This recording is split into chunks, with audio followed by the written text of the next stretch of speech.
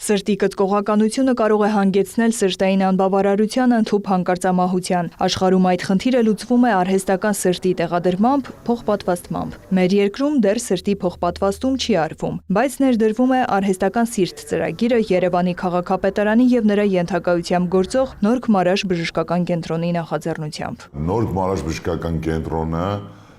տարածաշրջանում կարելի ասել ամենահզորներից է եւ մրցունակ է եվրոպական բժշկական կենտրոնների հետ, որովհետեւ կարողանանք տարածաշրջանում պահպանենք մեր դիրքերը, պետք է ներդնենք նաեւ այդ առաջարկվել է ներդնել այդ ծրագիրը,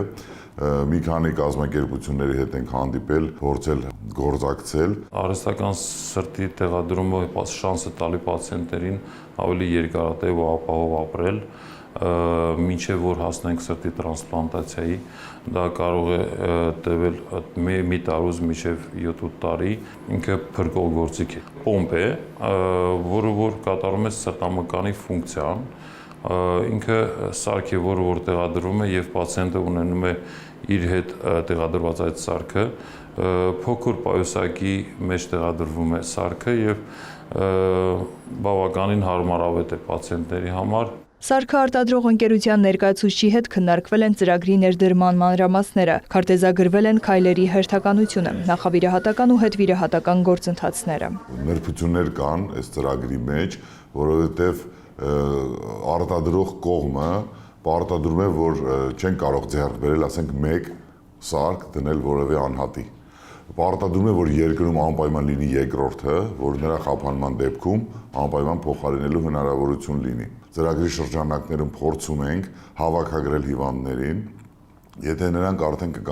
կդառնան 3-ից 5, իսկ դա մոտավորապես կա այդ պոտենցիալը արդեն իսկ հավաքագրված, այդ դեպքում փորձենք այդ մեխանիզմը գործարկել։ Հաշվի առնելով, որ սարքը 100,000 եվրոյից ավելի թանկ է, ոչ բոլոր պացիենտները կարող են միանգամից 2 սարք գնել, որից մեկը պետք է պահեն իրենց մոտ։ Քաղաքապետարանը իր վրա